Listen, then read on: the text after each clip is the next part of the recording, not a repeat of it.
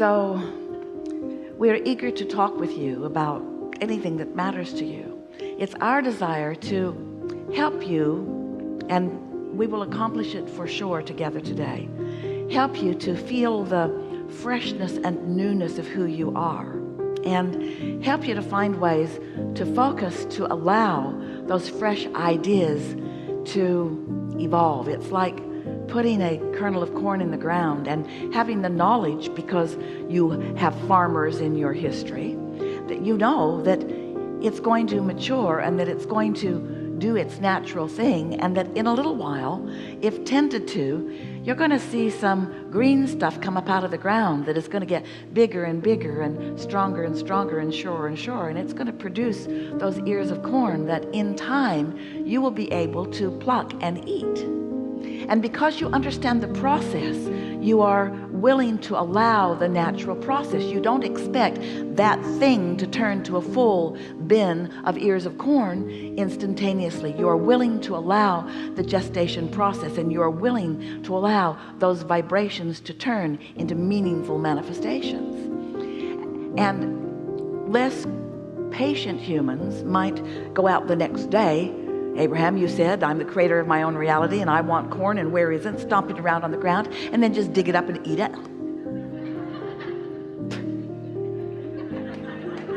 Not what I had in mind, you say. And so we want to ask you something that's a little paradoxical. We want to ask you to be patient at the same time that we say to you, in alignment, you don't need patience. Because when you're in alignment, you understand the process, and more important, you enjoy the evolving process, because every stage of its evolution along the way is satisfying to you. It's the old adage that so many of you are annoyed with: the joy is in the journey. The joy is in the journey. And you say, I'll put up with this sappy, happy journey as long as I get what I want. And we say, when getting what you want that you don't have right now is what is of paramount importance to you, then you're not joyful in your journey. Then you're not in an allowing state. Then you're not allowing it to evolve. And then you're not seeing the evolution of it. You're not getting to witness it unfolding.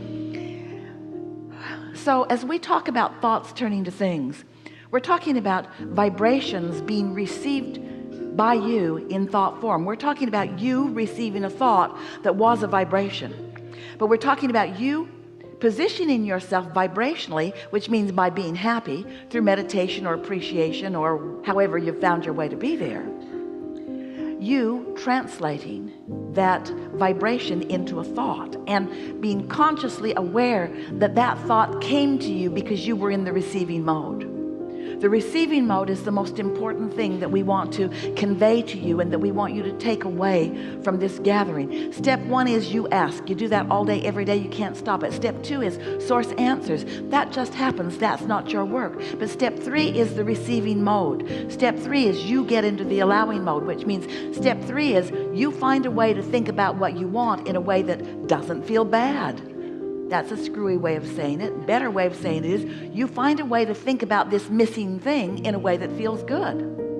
Now we're just toying with you. You find a way of accepting the absence of your lover and all the money that you want, and you still feel good. And you say, oh, now we get your shtick, Abraham. You're like all the other religions. Your reward is in heaven. Wait for it then. But we are not asking you to wait until you have reemerged into non-physical. We're saying to you that as you find vibrational alignment, which means you find thoughts that feel good about the things you want, even though they haven't manifested, we're saying to you, if you can reach the place where you don't need the manifestation in order to feel good, then it will come, and it will come quickly. But if you need the manifestation, which you don't have, and in your need for the manifestation, you also have awareness that it isn't, then in your awareness that it isn't, you offer so much vibration about the isn't-ness of it that you don't allow the is-ness of it. And then even though it is progressing, you miss all the clues because you're on a different radio frequency. Just like you can't set your radio dial on 101 AM and hear what's being broadcast on 97 FM. The frequencies must match up. So the frequency of what you want is a joyful feeling frequency. And that word feeling is really the key, because you sort of kind of think that you know how to sort out the stuff that's already been manifested. You can put it in piles of beautiful or not beautiful or good or bad.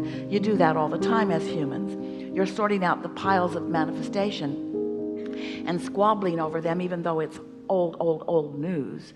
It's like gum that all the flavor's been chewed out of. It's the old stuff, you see.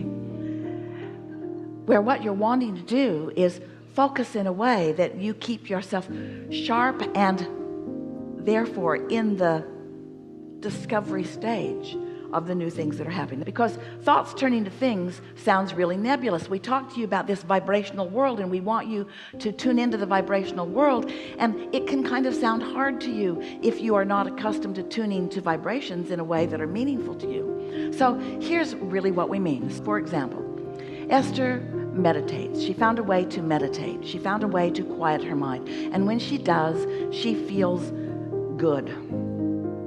We've enjoyed this interaction immensely. She feels good. She's free of resistance. In order to meditate, her mind must be quiet. And her mind does not want to be quiet.